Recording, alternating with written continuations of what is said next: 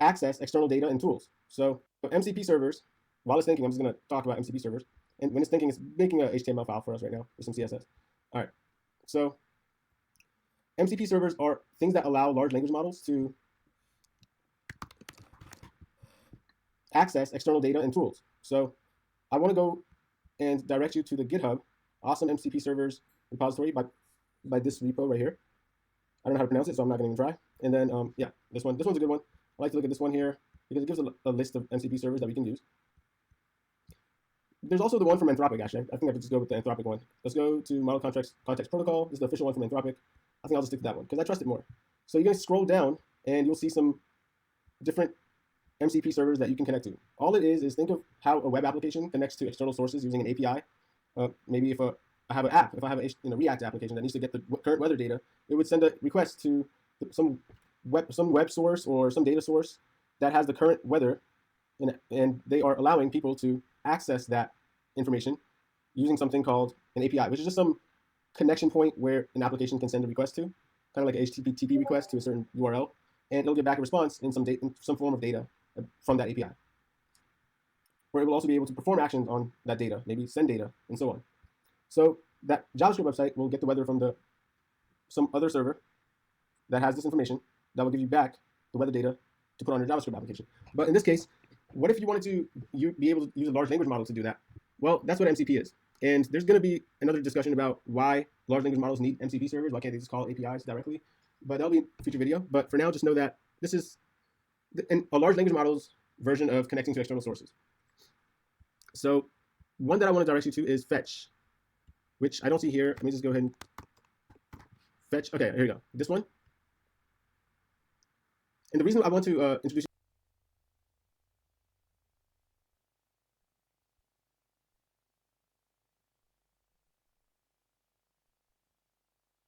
you to this one is because this MCP server allows you to give the large language model a HTTP URL, and it's able to, for example, if I wanted to go to some website,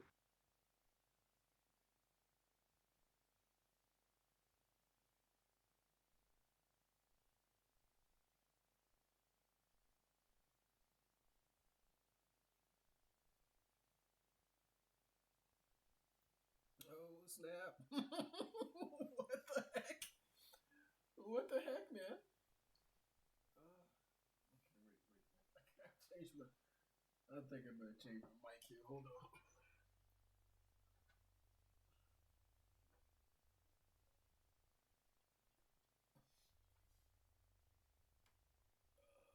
Hold on. We gonna change up this mic. I gotta plug her in. Where's the hole? It's upside down. Okay. Put it right side up. I don't know how to stick it in the hole, right? All right, now we gotta change the mic. Hold on, what we got? Where's the properties? Okay, that's still going to. Okay, yep. Oh, okay. Looks like it automatically. Okay, yeah, automatically shifted. Okay, cool. But boy, it still sounds like I need to get right up in this bad boy. Hmm. Not sure about that. What about my game? Noise removal. Yada. Room stuff. Blah. Do I have any other settings on this? Oh, game. Yeah, okay. That might be a problem. Let's see. Let's turn this down. Oh, we can't hear nothing.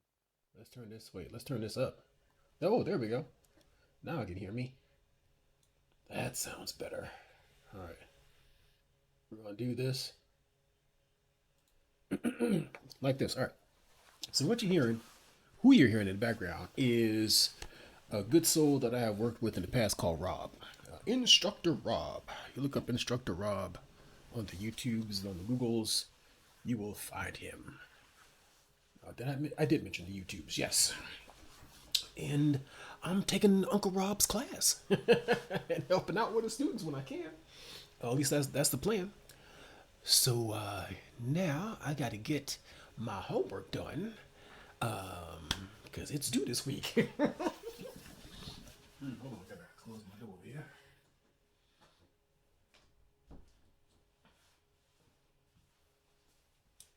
So, you know what? As a matter of fact, I should change the name of this. MC servers, watch me code. I should say something about homework. I don't know. Maybe I'll put something about homework in the title. I'll figure it out. Okay. Anyway, so I got two screens. You can see one, which is me on this side, and you're going to hear him on the other screen. And I'm going to try to make things make sense as I'm going along. So right now he's talking about this resource. And this resource, well, this server can access local internal IP addresses and may represent a security risk. Ooh, scary. Exercise caution when using this to ensure this does not expose any sensitive data. Well, my oh my. In for a penny, in for a pound. Here we go. Related to information about, I don't know, dogs. And yeah, maybe if I wanted to take a look at all the Okay, right here. content from this website, I could give it this URL. Okay, we're gonna look for the doggies. Okay, so hang on, I'm gonna go to the doggy website here. petfinder.com/dogs. Is that a dash? Yes, dogs and puppies. Yes, dogs and puppies /breeds/ there we go. All right. Woohoo! All right, cool. All right, so And it'll be able to, search through a web page for me and do things like that. So, and get information from it. So that's good. Now it's able to connect to external sources via URLs, right? That's one way to give it more access to more information so that it can do a better job of building your HTML page, which we're about to see right now. See how good it is. I'm gonna say yes. Right now it's actually showing you already the preview of the code that it's thinking of putting in. And I have no idea if this code works or not, or how it looks or anything like that yet. I'm just gonna say yes for now. And I'm gonna go ahead and tell it. Oh yeah. So I did this before I started. So this is I had this do this, and the name of the game is make a portfolio page. So you're using this Amazon Q thing, this agent from Amazon that you download and install, and get it to create a page for you. So I asked it to create a page with CSS that looks professional yet artsy, and is responsive, and also adheres to accessibility. So it created this code, 500, a little under 500 lines of code. And yeah, we're going to see what it does. And here it's telling me, hey, I've created professional yet artsy portfolio website that meets all your requirements. Responsive design, accessibility compliance, semantic HTML, ARIA labels and roles. All right. And professional artsy design elements, all kinds of cool stuff, yada, yada, yada. File has been saved as portfolio.html in your current directory. You can open it in any web browser to see the result. The design uses CSS, custom properties for easy color customization, and includes smooth scrolling navigation between sections. Sounds delicious, doesn't it? You just want to take a spoon and eat it. All right. Okay. Let's see what Rob says in his vid here. Yep. Okay, it's asking me some more stuff, but yeah. Open in a web browser for me, and then. All right, cool. Let's do the same thing, right? Open in a web browser for me.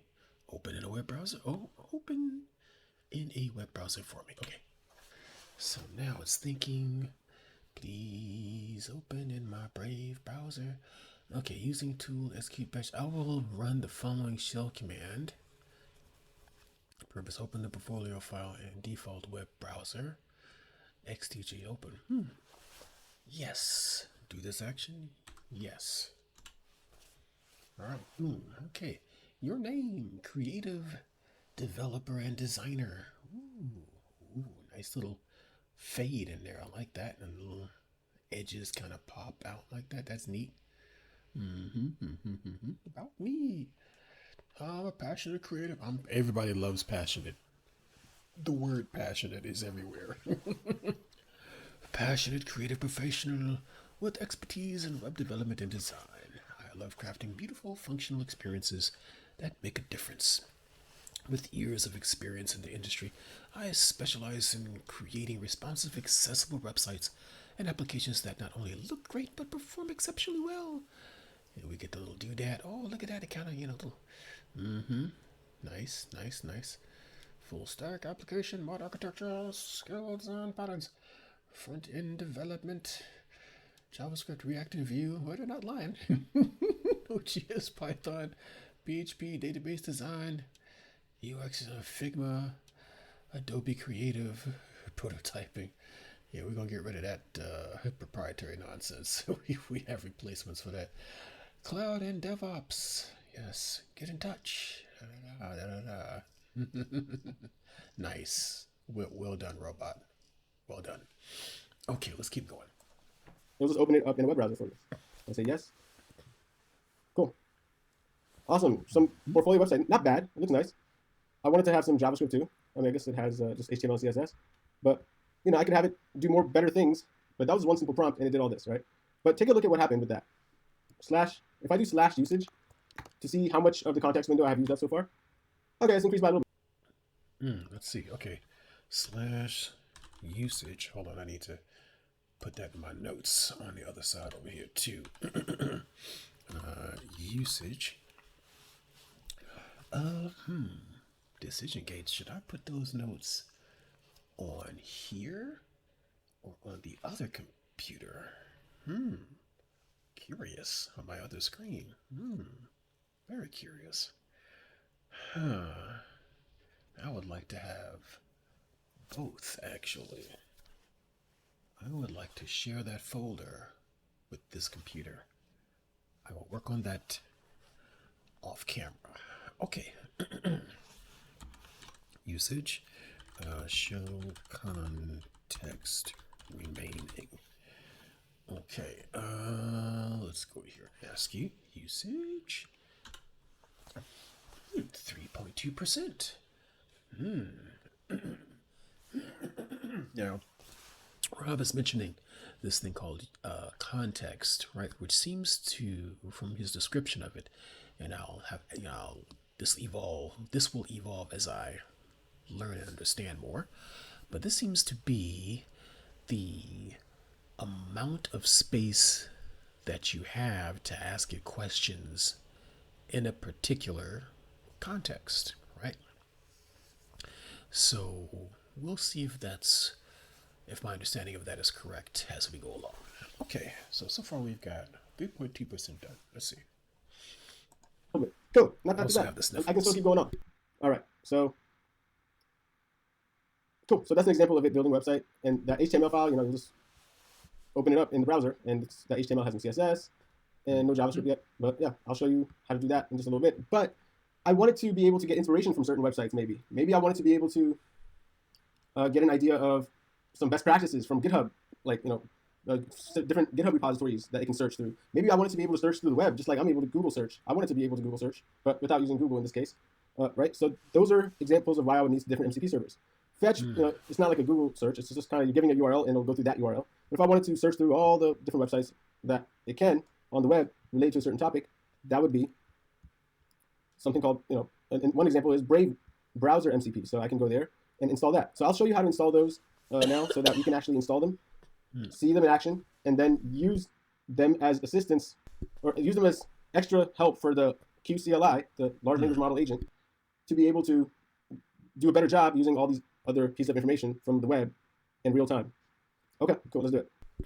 So to configure your MCP server, this is what you'll have to do.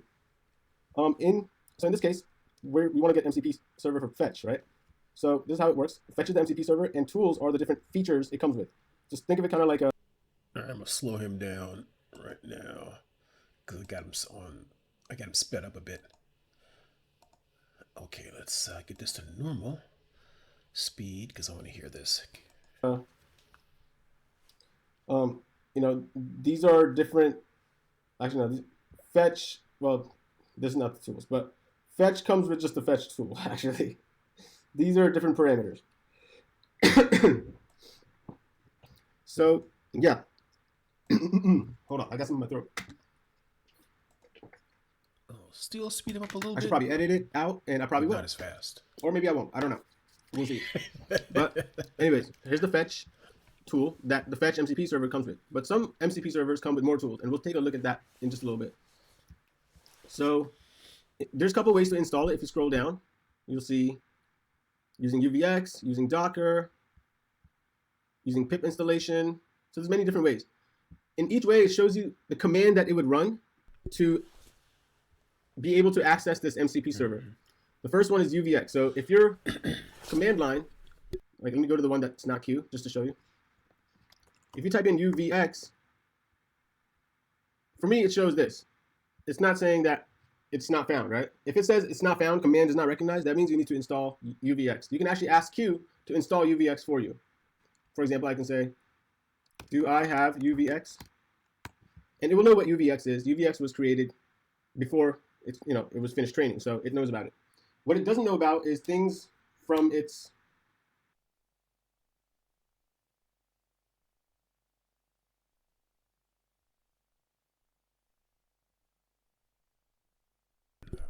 I can also do that in any Unix system. Just type man from manual and then name the command. If it's on your system, it'll show up. Otherwise, no manual entry. Let's ask the robot. Do I have UVX. Do you even know what UVX is? Okay. I will run the following shell command. Check if you, which UVX, yep, same, yeah. Allow this action, yes. No UVX in, blah, blah, blah, blah, blah. No, you do not have it installed. See, I could have done that myself.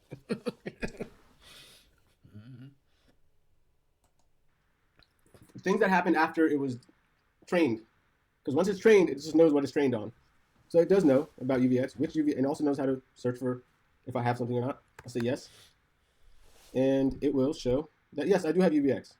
If it says no for you, it'll say, would you like me to install it for you? And you can say, yeah, and it'll do it. So that's wonderful. So that's one way to do it, right, with UVX. Or you can also...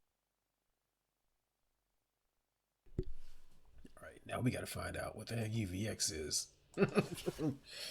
UVX. What is UVX? Utah Valley Express? No, what the heck? Wait, what is UVX? Blah, blah, blah. UVX seems really strict and I'm having a hard time. Dead by daylight. Okay, that's a game. UVX PyPy is provided by the UV package. There is no need to install it. There's no need to install it. Pip install UVX.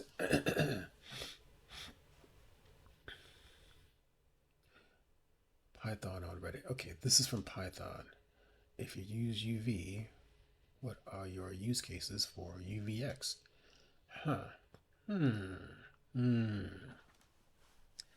Python, huh? You don't say. Set up development environment for Python, huh? That's what I'm thinking.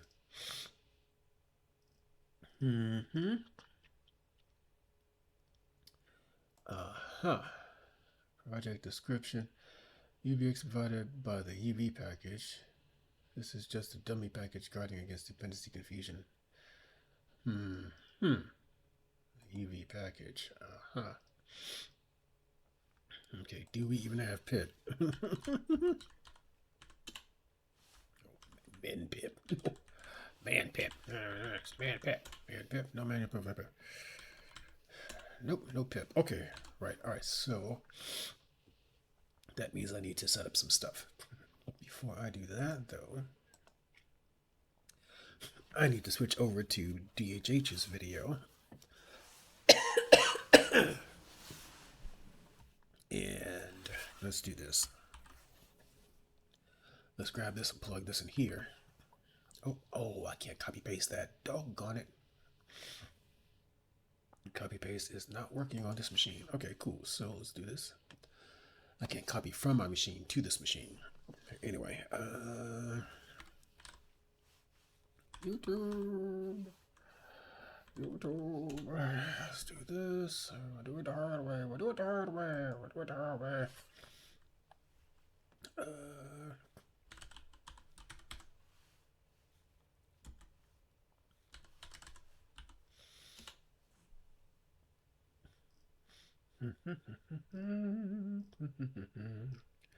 All right, that's who I want, but this isn't the video I want specifically. Hold on. What do I do?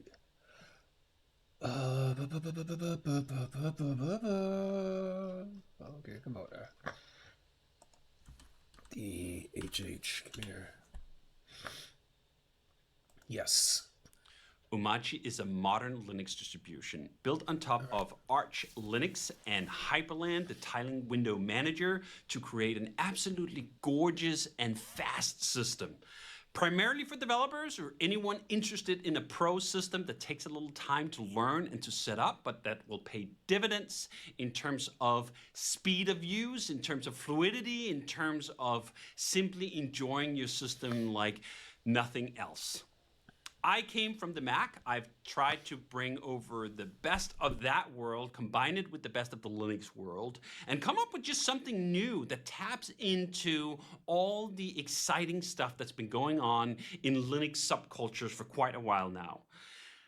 Umachi looks like nothing else. Unless you've been browsing the R Unix porn forums on Reddit, this is a truly new and unique system for anyone who's been used to commercial operating systems or mainstream Linux distributions like Ubuntu or Fedora. So let me take you for a ride. Let me show you how Umachi works, and I think you're going to like it. So this is how Umachi greets you when you've just started up your new installation. As you can see, it is quite bare. There are no icons to click on. There are no files on the desktop. There's just a beautiful backdrop to the Tokyo Night default theme. The first thing I'm going to do is show you how to start a terminal. So that is Super Enter. That simply pops up the terminal for you right here. We can do an LS. It has a nice little starship prompt. So if I hop in and out of directories, I get a little prompt here going. And if I hop into Umachi, for example, you can see it even shows you the GitHub status. But if I open a browser here on Super B, you'll see that the magic of tiling window managers, it just slides in on the right. And if I hold down Super Shift and I push the arrow key, I can send them back and forth. If I hold down Super J, then I can switch them vertically or horizontally.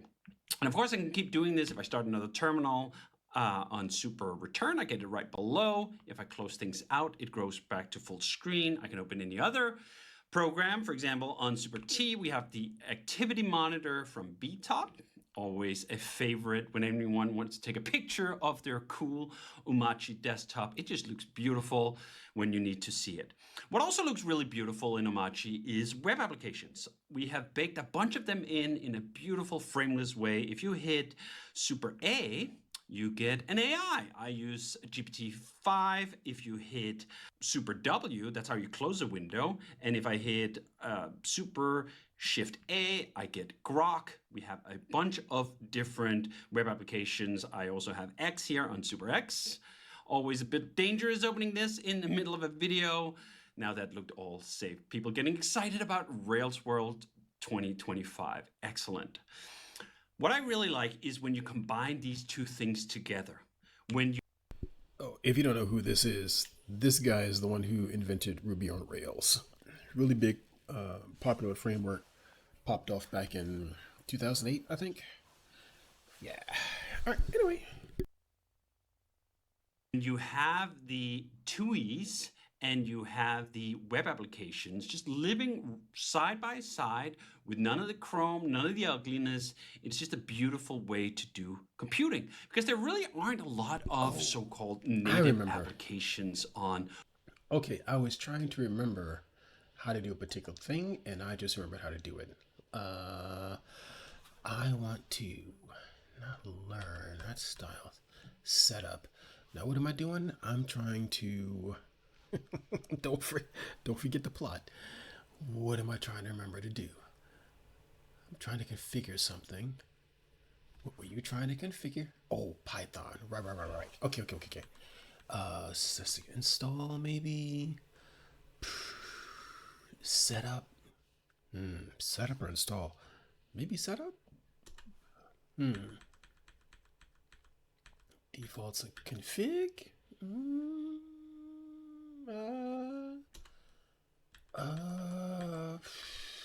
No. No, not. What the heck is that? I gotta look what that is. Okay, let's go back. Maybe install apps, learn, trigger, style, update. Yeah, don't update because they got crazy styles going on. Package, web app, TUI, service, style, development. Okay. Okay, have Python. Yes. If I set up Python development, I suspect the XVR thingy? No, UVX thingy will be installed with it. Let's see if my suspicion is correct. Or at least pip, right? Pip will be installed. So let's see. Done. Press enter. Okay. Installing Python, blah blah blah blah blah blah blah blah blah blah blah blah blah blah blah 3.14. Installing UV. Yes, good. That's a good sign. Downloading UV, blah blah blah blah blah. Yes, there it is, UVX. Haha. Okay. Done. Press any key to continue. Sure. All right. There we go. Now let's continue. I could just put Rob's thing over here if I could figure out how to get it over here. That link. Oh yeah, let's bookmark this and stick this in here because I'm gonna need that. All right, we'll come out of this, close that. Now, man, UVX. Huh? Do I need a new terminal? I might need a new terminal. Let's do that, and then space enter as a new terminal. I want to do J to make you this way. Okay, cool. Man, UV. Curious. Let's see. Let's ask this question again. Do I have UVX? Yes. Oh, see, I should have said which. Yeah. Yes. See it. Okay. So you see it. Which UVX? Oh, look at that. Oh, I learned a new thing today. UVX, man. UVX. Interesting. It could be on your system, but no manual. Oh, new thing learned. Nice. Okay. All right, let's continue with Rob. Also do with Docker, but then you'd have to install Docker. So you can use the command Docker. Or if you can use it with just Python, you can use Python, right? But I recommend using UVX for now because this is the quickest way I can explain it to you. And I know this is configured for Claude, but the QCLI works similar to Claude configurations. So you can just use it just like that. Oh, by the way, the model that's here, if I type in /model on the Q session, it'll show me which models I have available. And oh, right. Let's do that. Model. Do the same thing here. Put that in our notes and here. There we go. Nice. Looks like 4.5 is available. Wonderful.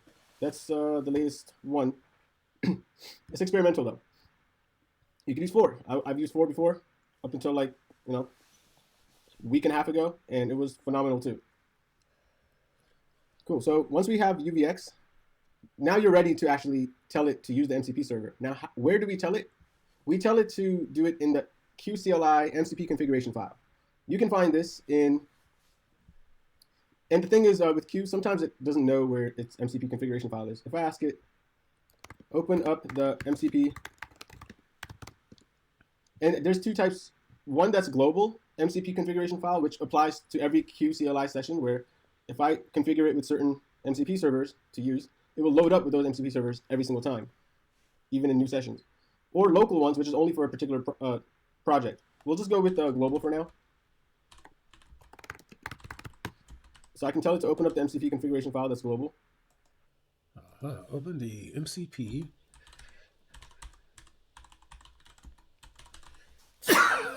Ooh, excuse me. Hope that wasn't too loud in your ear. That is global. Open up the MCP configuration file that is global.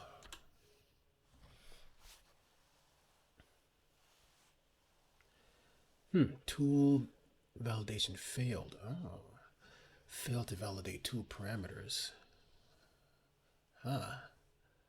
Tool execute bash. I will run the following shell command. Blah blah blah blah blah. Find the configuration file.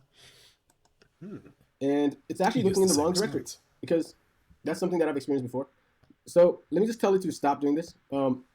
That's one thing, one quirk about QCLI, is that when I initially it assumes that's in the .config folder in my user home directory, but it's not. I'll actually tell you where it is. It is in, and I'll tell you where it is too. But it is in, from my local home directory. If I do ls, I'll only see directories that are visible. Obviously, right? Because I can see it. To make the hidden files and folders visible, you'll do ls-a, because it comes inside of this hidden folder called .aws when it was installed. Okay, so let's go back to my home directory, and let's do ls minus, was it al minus a? Okay, bing, all this craziness. AWS, yeah, ta-da, right up in there, yeah. Right up in here. So we can use .aws. It's in this .aws directory, okay? So just let it know that MCP is in the user home, that's tilde, /.aws directory. And I'll just let it know that. Oh, I can just tell it. Okay. Oops, sorry. Wrong prompt. Okay. The MCP configuration file. Configuration file is in the /.aws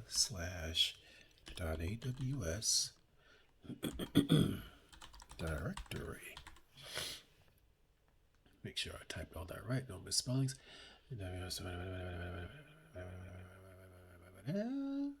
Okay.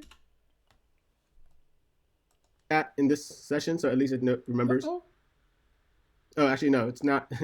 It's not directly in aws.aws directory, this mcp.json file.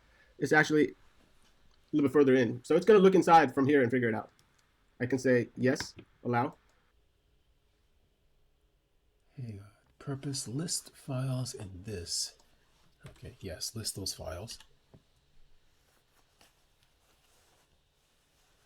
This configuration file doesn't exist in that directory. Would you like me to create it? No. I want you to list what's in the file. I will run the following shell command, list files in here. Hold on, Doc. So, hold on. List.aws. Okay.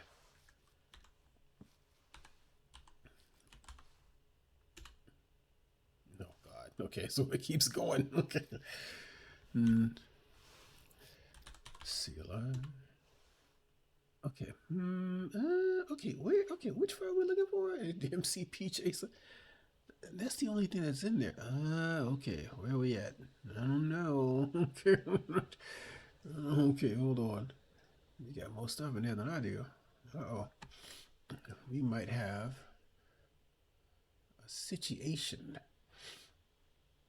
And it lists out all the files and folders that are in that .aws directory, and it's in the Amazon. It'll actually be smart enough to know, oh, I should probably go into the Amazon Q directory.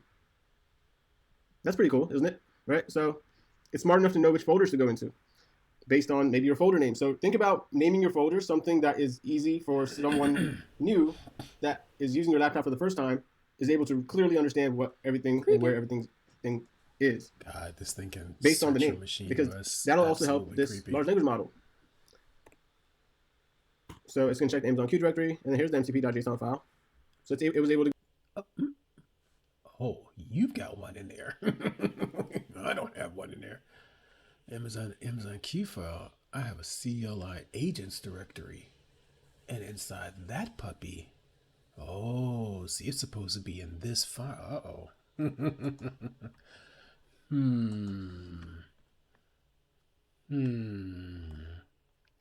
Okay.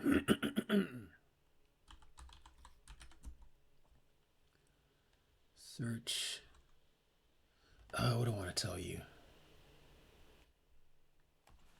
What do I want to tell you? I want to tell you to go to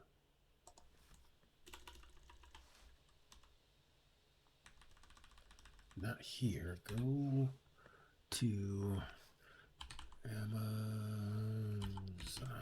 Q.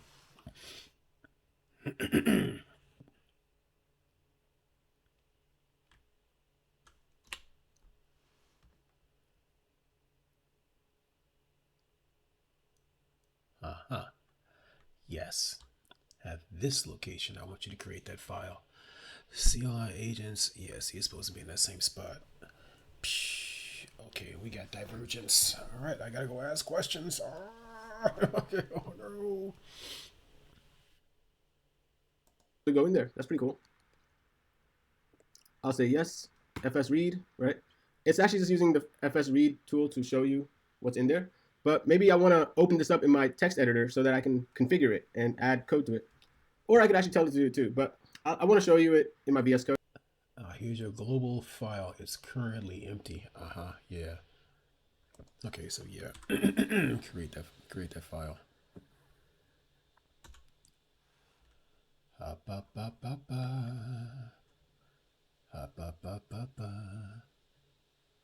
You'll see a latest folder in bash history. Would you like me to create this file? Yeah. Yes.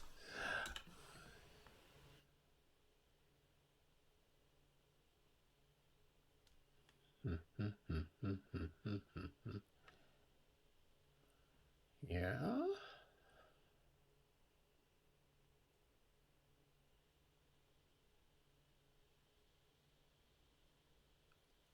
Okay. Code. So I'll just tell it, open this in a new VS Code window. So if you have VS Code installed, it will do that for you. Or you might just have to open up your VS Code and then, open up this mcp.json folder.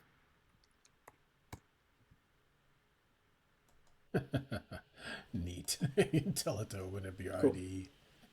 This is mcp.json. Actually, let me just go ahead and I want to open up this folder, this Amazon Q folder, because I want to show you. Actually, I don't have anything to show you for this session from there. For now, there'll be more to show later with custom agents and other cool things. But for now, let's just go to the mcp.json. And in this folder, or in this file, there's this JSON. It's this curly braces with key value pairs, right? Key, colon, and then a value. In this case, the value is another object, right? So let's open up this object, and you will be able to configure MCP servers here. You can take this one. You don't need to copy this whole thing. You already have this there, right? So go ahead and just copy this from here, from this curly brace to this curly brace included. That's all of the value for fetch that we need. So I go here, documentation here, just like we did it right here. Where did it go? Oh yeah, right here. So just like how we did it right here. So okay, so we're copy pasting that. All right. Let's see. I could tell that, but I'm gonna do this down here. Let's see. PWD, where we are, right here. Actually.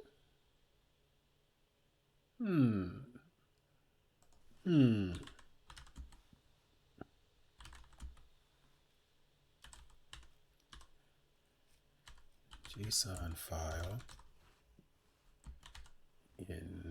in Vim in a new window. Let's see what you do. Allow this action. Purpose open an NVM a new window. NVM. Yep, that's about right. Yep. Boink. I wanted it in a new window though, so I could still go back to this thingy, but that's okay for now because, how come I got no, wait, what's going on? What's going on? Oh no, oh no, what's happening? What's happening? What is happening? It's freaking out, man. It's freaking out.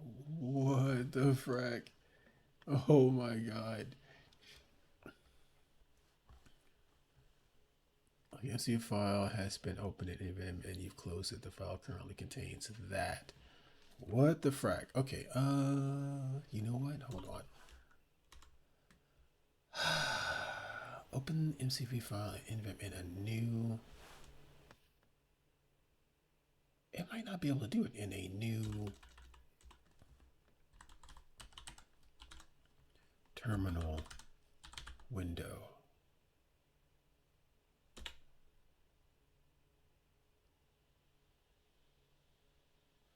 GNOME terminal. Sick. Let's see what this does. Oh god. Don't blow up anything. Let's see what happens. It's like it's trying to open it up in a new terminal. JSON file and NVM in a new terminal window. Okay, sweetheart. Where is this terminal window? Oh my. Let's look at the other desktops. Did it show up in a different desktop? No.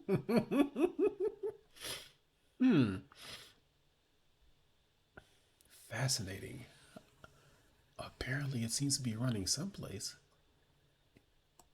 What the frack? Okay, PS with process. Oh wait. Hold on. Let's go to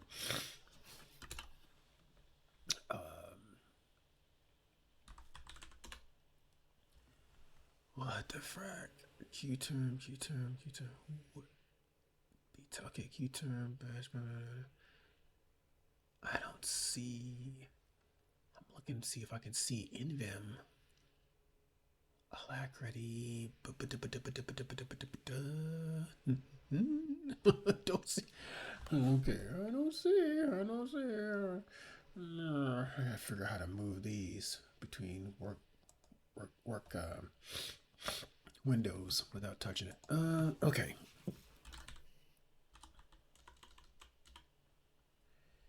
Huh. Can you bring that terminal window over to this desktop?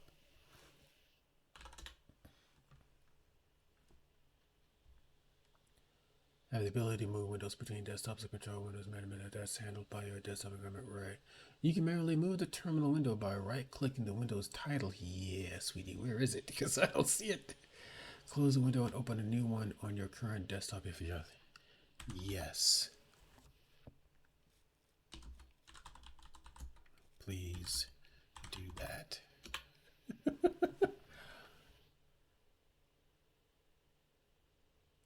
Wild. What the hell?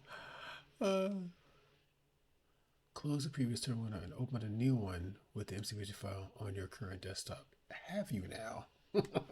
You've tried. I'll give you that. Let's see. Nope, not here. Not there. My. Okay.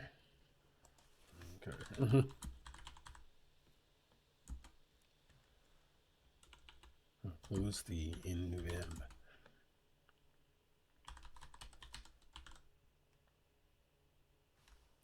Now close the window with NVM. Close the window that contains NVM. Close the terminal window that contains mvim. Yeah, it's not here. Okay, sure. Yeah, do that, please. We're gonna go here. Yeah. All right. CD projects. Hang on. Where am I at? PWD. I'm here. Okay, cool. CD. Oh, right. Work. Okay, cool. Clear that. CD run. There we go. Let's do this the old-fashioned way. Uh-oh. Get portfolio. Right. Where am I? Oh, right. My bad. I have to go back to where I was before. AWS, right? Amazon Q. There we go. Boom. There's our friend. Okay. Okay, and we're gonna invim space dot. Simple enough. Okay, buddy. Here we go. And there we are. Boink. Boink. Okay. Now, we want the fetch API doodad, which is, was it down or up? Must have been up. Fetch doodad. Fetch MCP trees main. In the right spot. Protocol service search fetch configuration installation configuration. Oh, there we go. It's closed off. Okay. Ta-da! Okay, so Xerox Park was a wonderful place that created this. Okay, can we do that? Yes. All right. Let's see if we can't. Okay. There we go. Okay.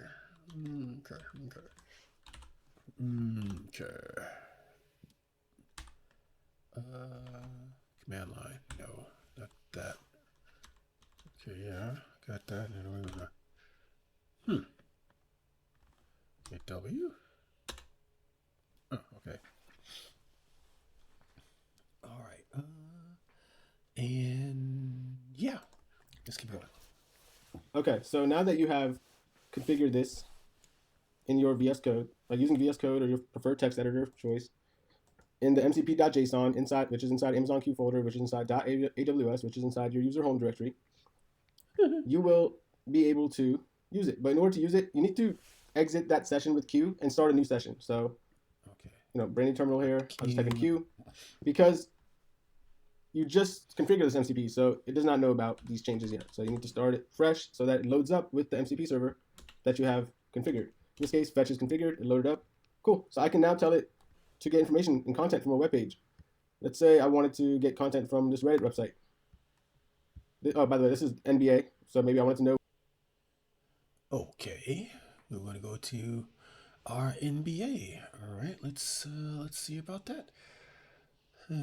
Let's go to, as a matter of fact, Reddit, reddit.com.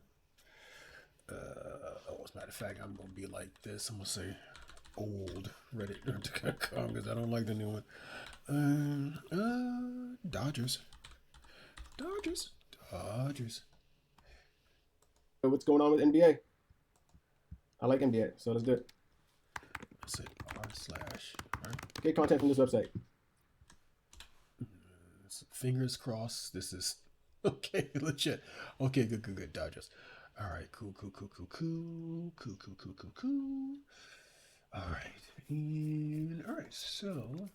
Yes.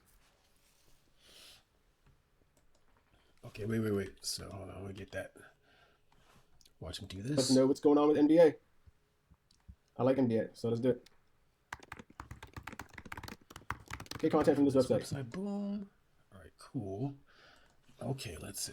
Yes. Oh, nope. Stop. Okay. Over here. Let's say get content. Get content from this website.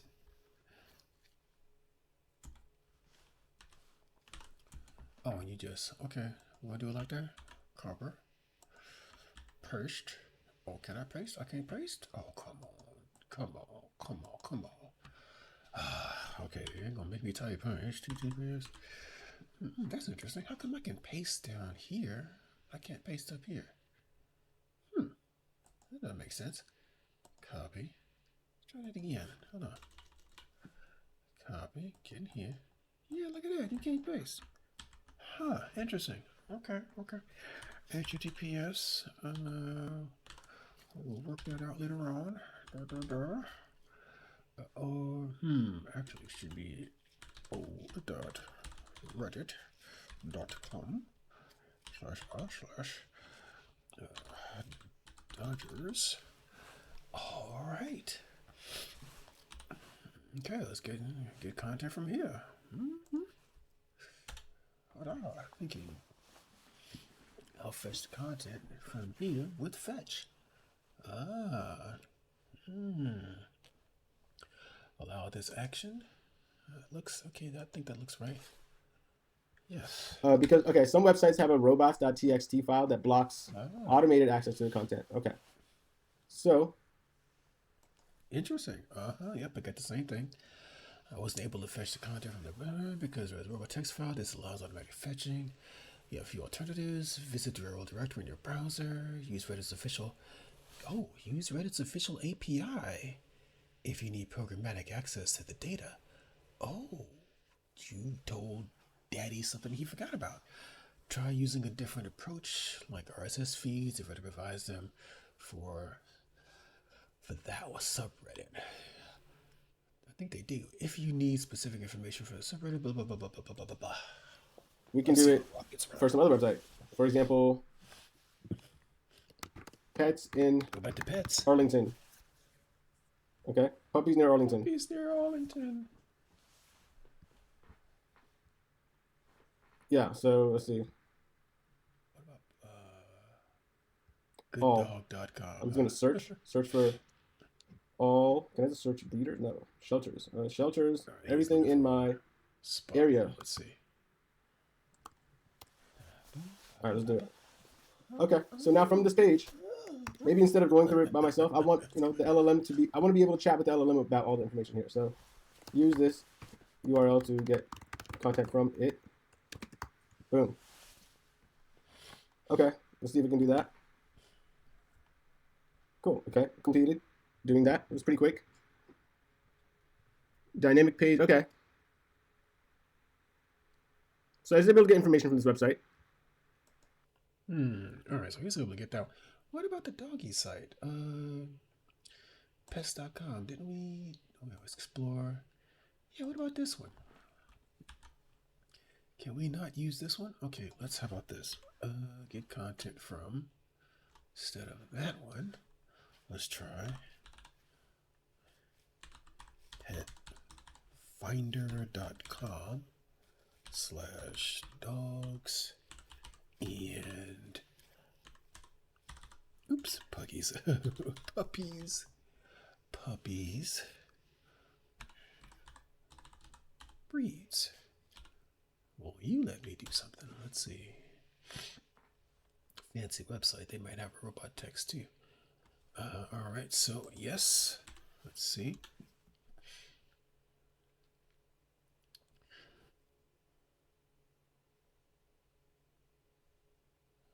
Aha. Here's the content from the Pet Finder dog breeds page. Okay, the page is titled Find Your Perfect Dog or Puppy Breed and serves as a comprehensive resource for exploring dog breeds. Key features include main sections. Oh, you know what? Hold on. I'm going to bring this mic up closer to my face here. Where's my other little... I guess it's going to be this one today. All right. I'll put this here. A little bit closer that way. Okay. Because it's kind of late where I'm at right now. I don't want to wake people up. All right. Filter system for breeds by size. energy level, friendliness, training ease, grooming needs, vocality. Vocality. Afghan Terrier, Akbash, Akita. It's a furry puppy. Alaskan, a Malamute, a Bulldog. Yeah, no. American Cocker Spaniel, English, Eskimo Dog. Okay. Okay. All right. Popular breed categories: cutest, smartest, and healthiest breeds. Designer dog breeds.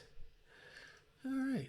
Nice. The site also includes adoption links for each breed and additional resources for dog care, training, and health information. All right, so this was successful on this one. Let's see what he does. Let me listen to what he's got over here. Okay, well, how about this? Maybe React 19.2 just came out. Let's get information about React 19.2. Okay, hey. Copy. And it does not know about React 19.2. Matter of fact, if I ask it... All right, that's a good point. Let me go grab this horrible thing too. Let's see, fans of Los Angeles.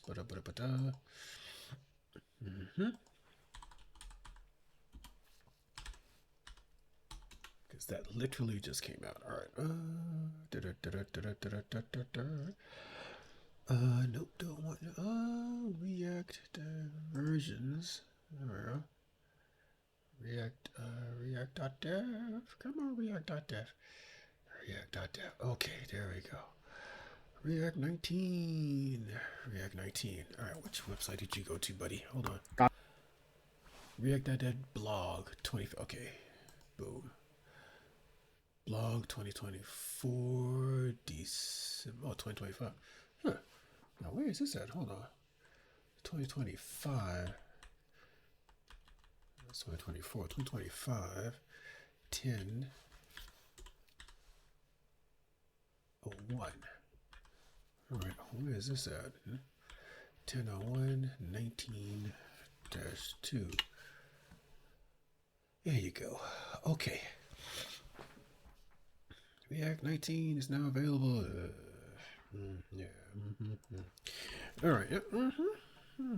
Let's tell us about this. Tell me about this one too. Let's say, tell me about this. Come get this. And I'll say, I cannot paste. It kills me. How come I can't paste it? Oh my God, man. Why come I can't paste in you? React Dev. Oh, wait. Isn't there like a... Wait a minute. Do that again. Copy. Isn't it like... Control V for paste. Shift Control V? There we go. There we go. They haven't figured out how to make that work yet on this distro. Okay. We gotta do it the old school way. Let's see if you can give me this. Okay. Fetch URL. Yes. Thinking about that, using that tool. Start index. Okay, cool. He was gonna do something. Let me see something here. And it does not know about React 19.2. Matter of fact, if I ask it, which version of React is the most current?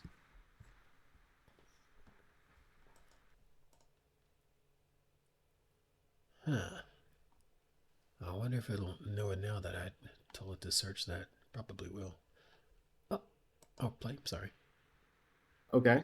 It's actually going to use fetch to go to this page. It knows about some URLs already. That's pretty cool. And let's see if it's able to get information from this URL that it already knew to go to. Oh, wow. It knows about React 19.2, which was released October 1, 2025. It knew about that. It knows about some recent information now. That's great. So you can install it using this. So cool. It knows about all this information. So that's one way for it to be relevant as well. When you ask. Okay, yes. Boink. Ay, ay, ay. I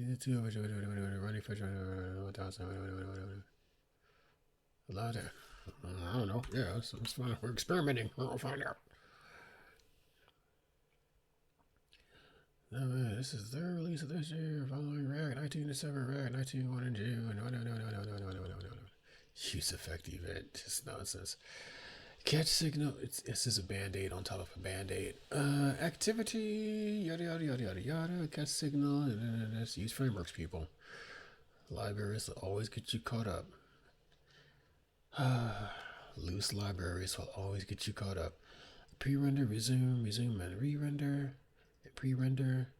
Notable changes. View transition. Render to readable stream. Recommend legacy. Yada yada yada yada yada yada. Okay. All right. What's next? Ask it something based on what's happening recently. It will know to use a tool that will help it get real-time information because it may not know what happened recently. So let's go here, and these are new React features. Okay. Tell me more about the activity component. Show me code examples and show me some tutorial from online. Okay. Now look at how it uses fetch this time. It knows to go to the React dev website. Sometimes it hallucinates this URL, by the way, but it will do that when it really does not know where to go. But this is the React dev website. It might have hallucinated this URL right here. Who knows? I can actually double check. Is this a real website, or did it hallucinate that? Sometimes it'll make stuff up. Okay. If it doesn't know. Rob is more professional than I am with regards to marketing terminology coming from these places. These places being AI companies. It will make stuff up if it doesn't know, which if a human being does that, we look poorly upon that as other human beings. But if we wrap it in a nice, cute marketing term, doesn't seem so bad, right? Wow, cool. It knew how to search up certain URL. Like it was able to guess this URL and search it up. Okay, yeah, I'll say yes. It's running fetch. Start, with the URL, and the start index just means like from what section of the page it's starting at. Mm-hmm. Okay, I'll just tell T for trust.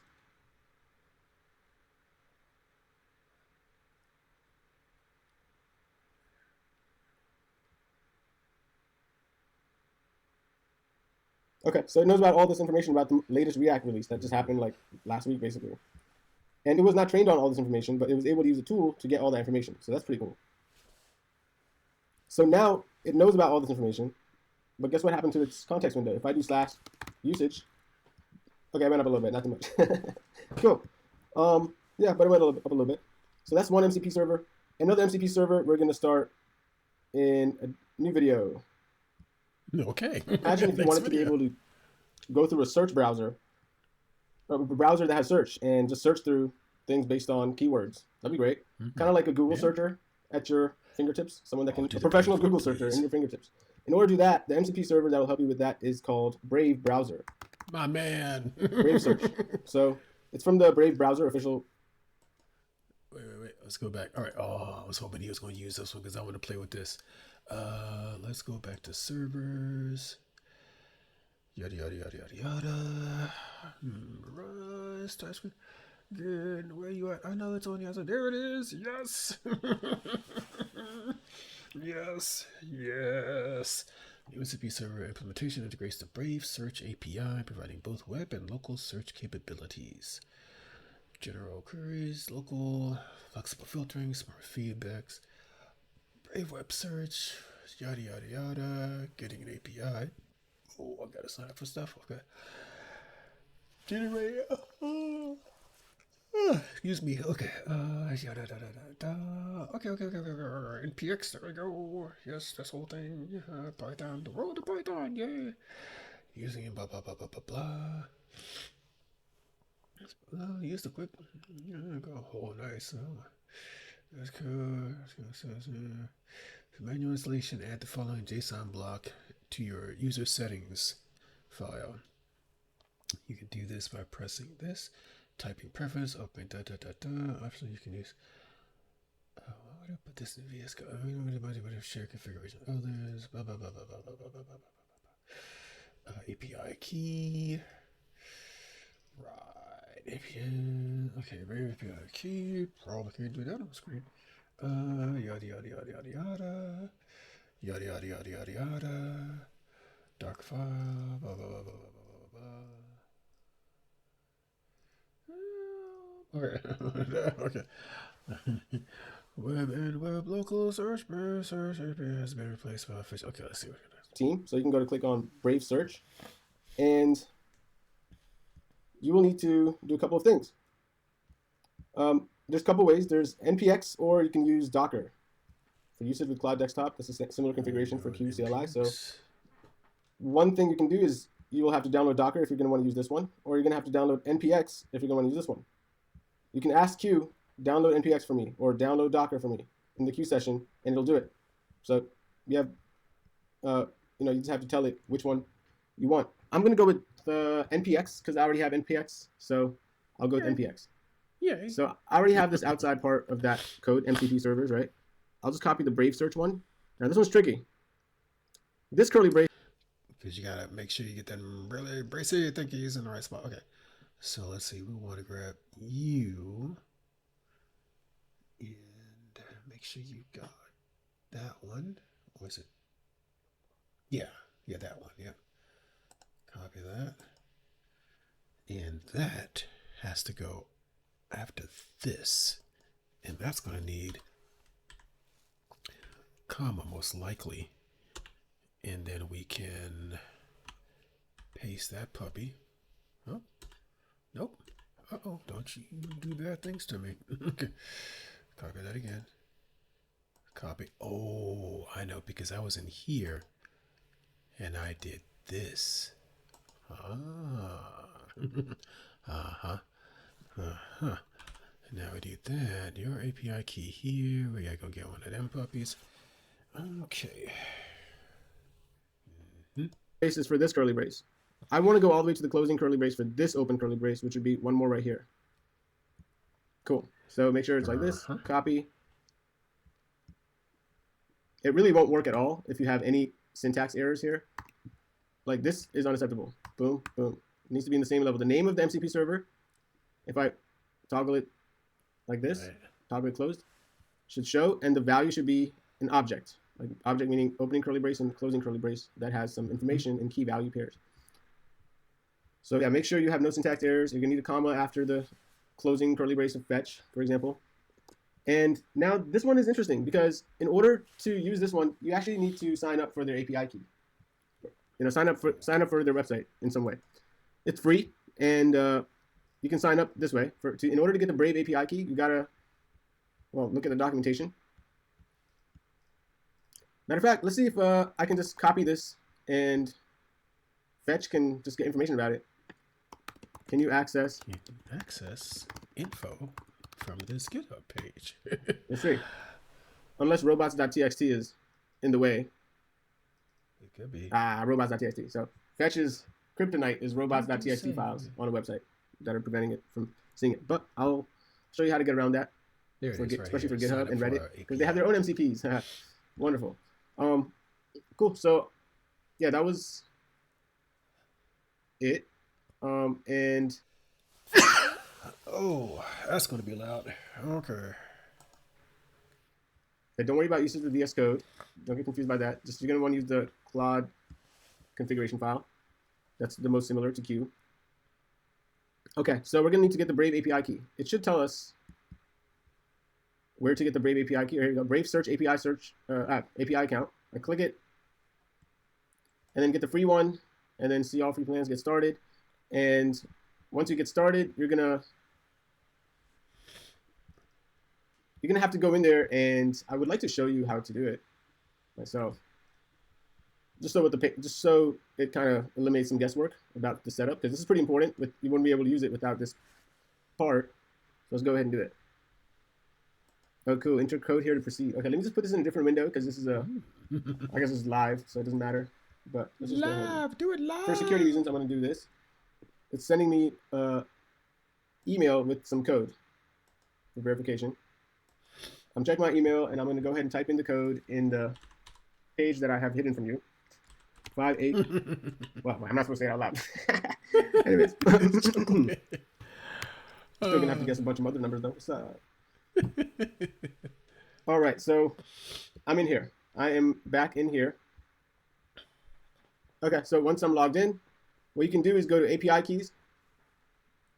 And I'm happy that it's covering a lot of this. I was hoping it would cover all of them. I don't even know why it has to show this for, but you click Add API Key, and then name, and then you give it some name like whatever you want, and make sure you have free AI selected. That means.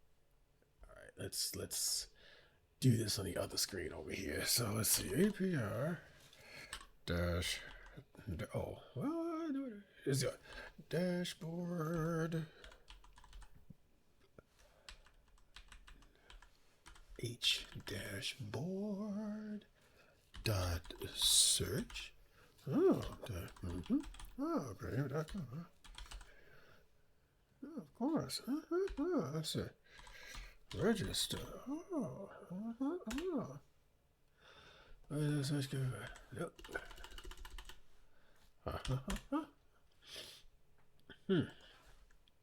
Wait, did I type this in right? Oh no, I didn't. Okay. Got API twice. There we go. API dashboard search Brave. Dashboard search Brave. Okay.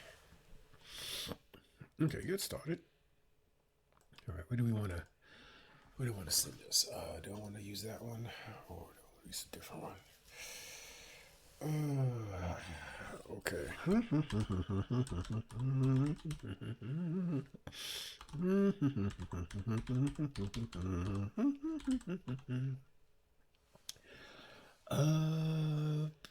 That's a good question. I don't know what I want to call it.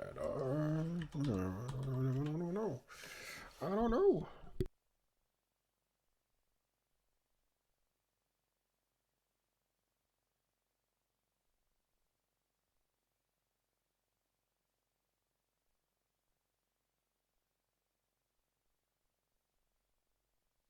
Okay, well, let's go call that what's it? I have no idea.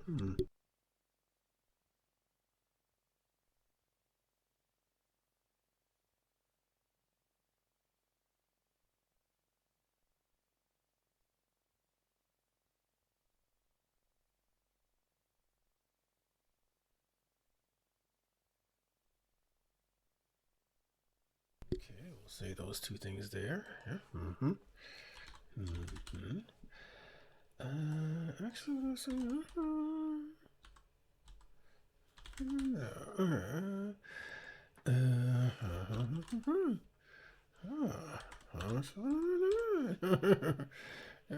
API. I found it about friend or colleague. There we go. Registration, subject to search. And go for it.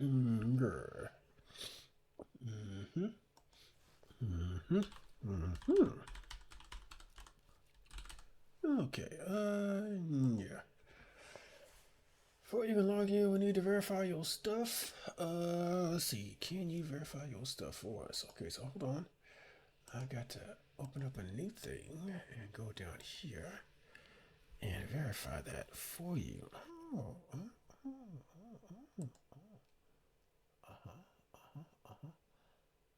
There we go. There we go. Okay. Let's bring that up. And there we go. Oh, yeah, yes.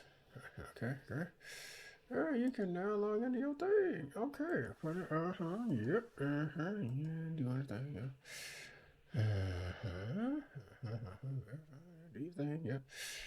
Fantastic. Code has been. Oh, I gotta do another thing. Okay, one more thing.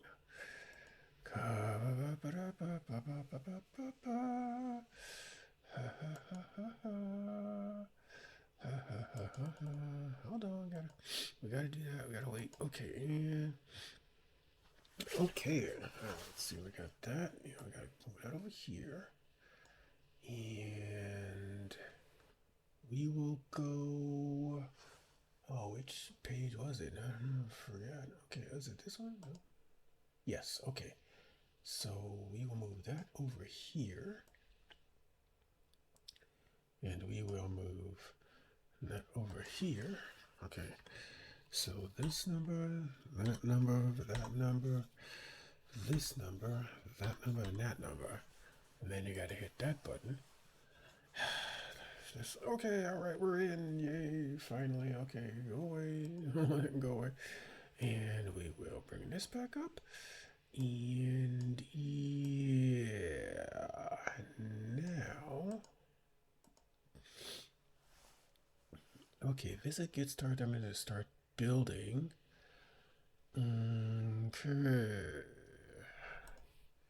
Hold on.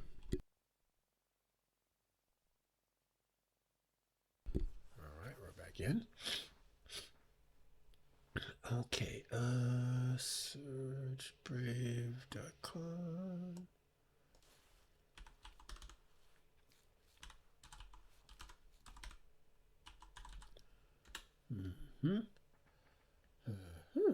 Yeah.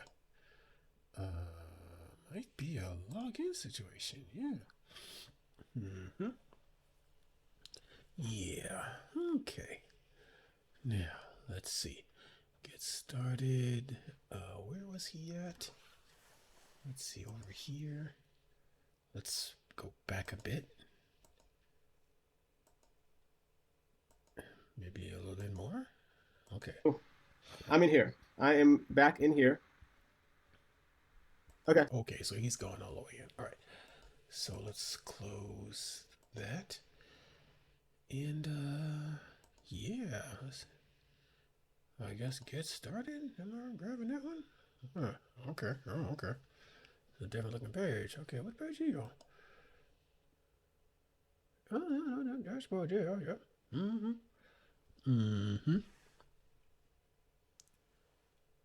Dashboard. Okay, yeah. Manager keys in this section. No keys. Okay. Let's. Okay. Please use this tab to subscribe before generating keys for a plan. Okay. Okay. Free. Confirm subscription. You plan to abide by the terms of yada yada yada yada yada yada yada. Oh God! In terms of use, these terms are used to be prohibit using response for events as well as storing, modifying, reusing, or reselling. You receive from API and include other providers that affect your use of blah blah blah blah blah da da. Your firstborn child and everything else. Oh, free, huh? But you asking for my credit card? Okay, interesting. Enter payment details. Save my information for faster checkout. Okay, how did he already have this going? Subscription status, subscription creation was canceled. Subscribe. Data for search, data for AI. Wait, are we looking for data for search or data for AI? What the frack? Because you have subscribed to Fair, you will be permitted to perform inference from a sponsored duration of description only. Okay, subscription. Here's more credit card information. Why do you need my credit card for a free plan? Oh boy. Okay. Okay. Placing your card. Oh my God. Why do you need my card for a free account? Okay. Stripey.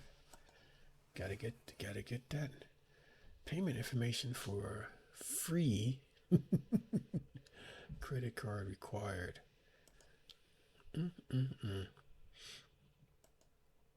Data with storage. Data with storage rights. Oh, what's this? Oh, never mind. 20 minutes still here. AI grounding. Spell check. Spell check? Suggest. Credit card required. We need your credit card. Oh my god. Okay, it's free, but we need your credit card. Please use the subscriptions tab to subscribe before generating keys for a plan. Now this sounds like he was doing the same thing at the same time. I bet you this is something they just did. I am back in here. Okay, so once I'm logged in, what you can do is go to API keys and Let's see.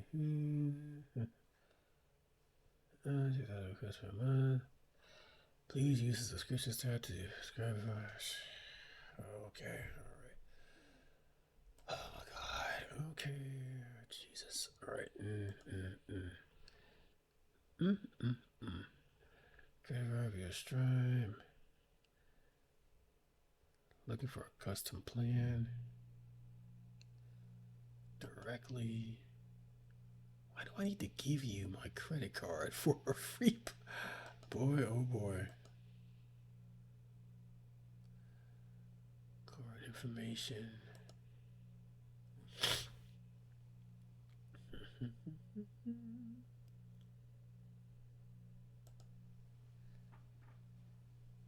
I don't know why I'm hesitating on this.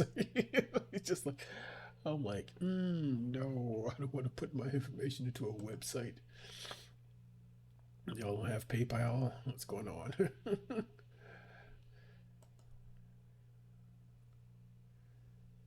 All right, we're going to contemplate this.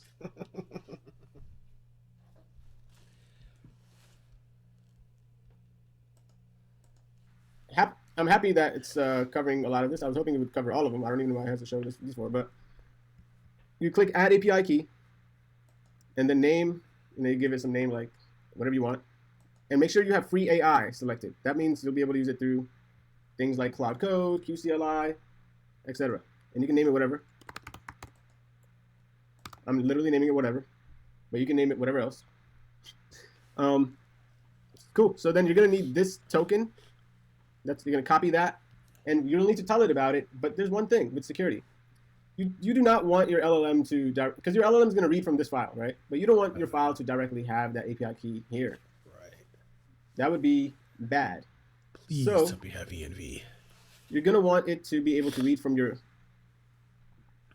you want this file to get that information and store it in a variable, which like from an environment variable, okay? So from your local computer's environment variable, so that that information isn't written as text in a file that any MCP, any LLM that you're using, you don't want them to access that, because what if those get leaked? Now you have sensitive information related to your account, right? Anyways, luckily it's a free one, but still, there's other riskier ones that are not free that you don't want that to happen. So we're gonna need to go into a file. In your Mac, it's gonna be the .zshrc file. So let me open up another window in my terminal here.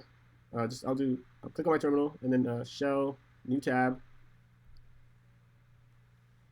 We got a little surgery to work out. I don't want to show you my environment variable file, but I'll create an example environment variable file. But yours is going to be called, on Mac, it's .zshrc. So if you do code, I have VS Code CLI, by the way, so I can do code, but you can always do cat, means to see, to read the content right here, of user home /.zshrc. This would be showing you all the environment variables you have that are related to probably sensitive data, for example. That's one use case. I'm not going to show that, though, because I don't want this video to have that. But I'll show you an example of what it would look like. I would prefer you open this up in VS Code. So, in VS Code, you can install the code extension so that you can do code and then squiggly line slash dot ZSHRC. Boom. And then you open up in the text editor and it will work. Okay, yeah, so let's go ahead and not do that so you don't see all my secret API keys, but I'll create one called, I'm gonna do touch.zshrc example. And then I'll do code.zshrc. This one doesn't have anything. So I'll just have that open up. Okay, so in this file, your file will probably have something with like Amazon Q lines here. And you're going to want, so it's going to probably look something like this.